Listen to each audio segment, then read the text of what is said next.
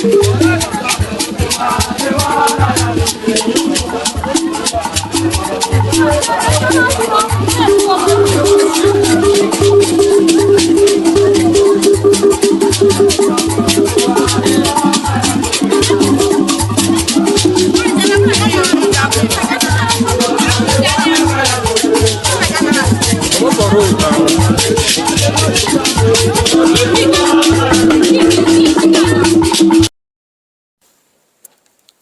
afternoon, good morning, good evening, depending on where you are. My name remains Chikadibe Raphael Obasoba. Today I shall be talking about, like I always say, Igbo culture is so diverse that it's diverse according to communities. Every community have their own culture. That is one beautiful thing about Igbo culture. So every community and groups have the way they do their things, and they do their things according to the way they agree to do it. So they don't look at the other neighbor how they do their thing, although all means the same, but different ways. So, we've been talking about other diverse communities of Igbo, and today we shall be diving into the Awgu tradition. Awgu tradition. The Awgu tradition, although Awgu is known as a kingdom of Egbeleli. Kingdom of Egbeleli is a kingdom that has about 10 communities. No, 12 communities. Yes, 12 communities. It used to be 10 communities before making it Egbe. Egbe means gun, and Leri means 10 guns. So each of the community is a gun. So, and that is where I come from. Fortunately, that is where I come from. So, we are talking about the Ekpanri. Ekpanri in Awgu culture simply means feeding of the bride. Ekpanri means feeding of the bride. So if a young man see a girl and is interested in marrying that girl, there is one we call IKU AKA. That is coming to knock at the door of the girl, and it is to seek the approval of the parents, and that has to do by the parents of both partners. So after the IKU AKA, there is one other culture before the traditional wedding proper. That is our culture. Before the traditional wedding, there is another heavy, silent, money-consuming culture. To marry Awgu, you have to prepare.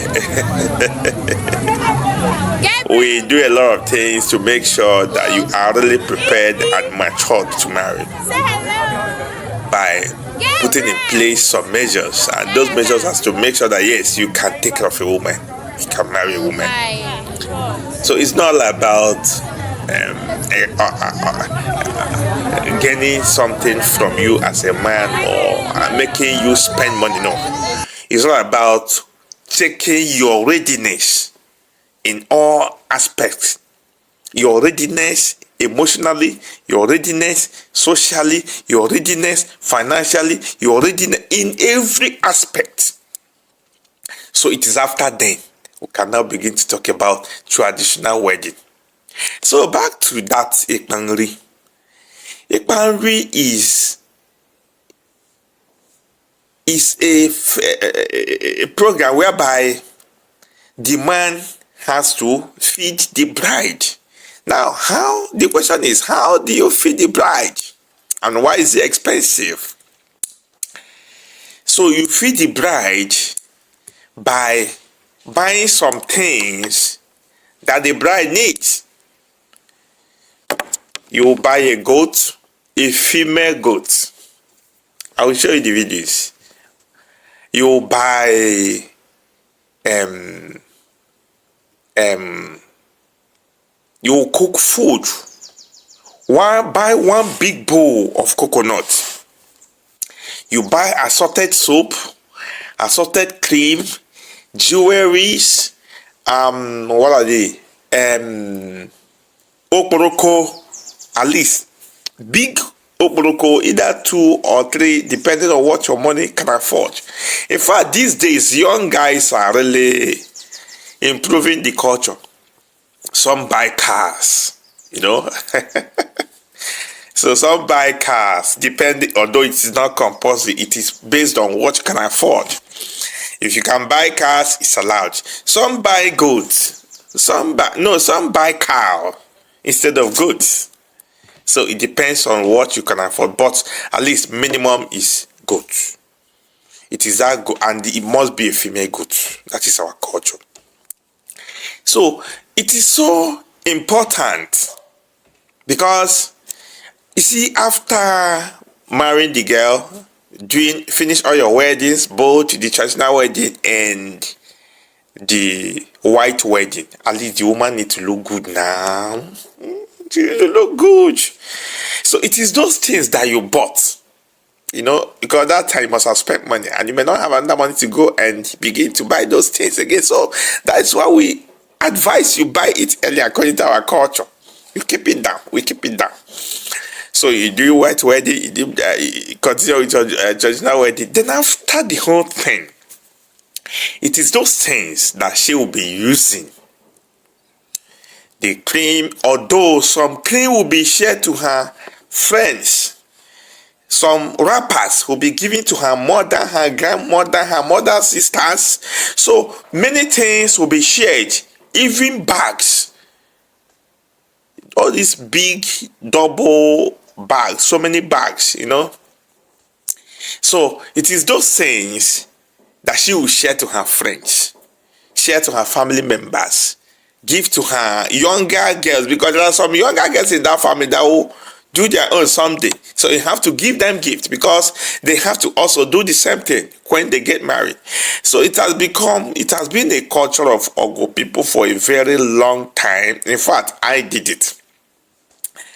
I did my own when my time came. So it is something you don't run away from, and we are not doing it just to make you spend money because we want to marry our daughter. We are doing it to make sure that you are standing strong and you are capable of marrying a daughter. You are not marrying a daughter you marry today, maybe tomorrow. In fact,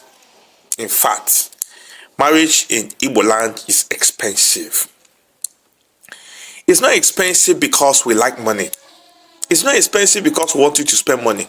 It's expensive because our culture value marriage so much.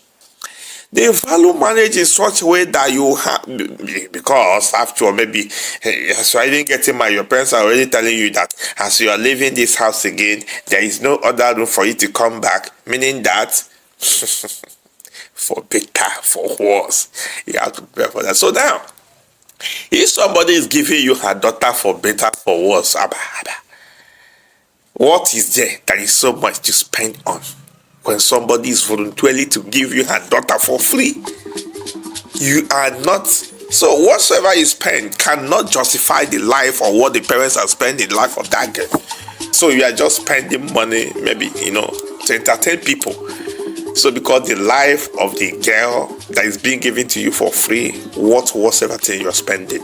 So we cherish marriage, we see marriage, we understand the secret mystery of marriage, and we invest so much in marriage because we don't like the marriage of those people just meet themselves on the street, say I love you before you know it, because marriage. So we Igbos don't do that kind of marriage. We marry because we cherish marriage. We cherish procrastination. Is it procrastination? What is it called?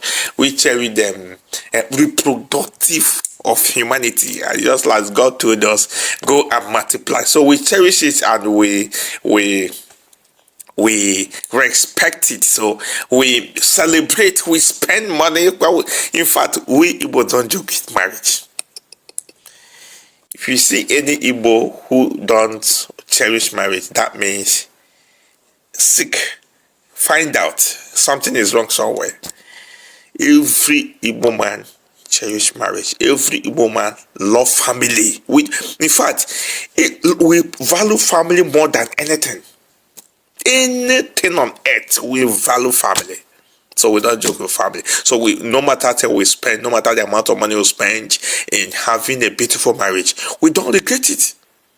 Because that is where our life ties. That is where our nature ties. So just take it.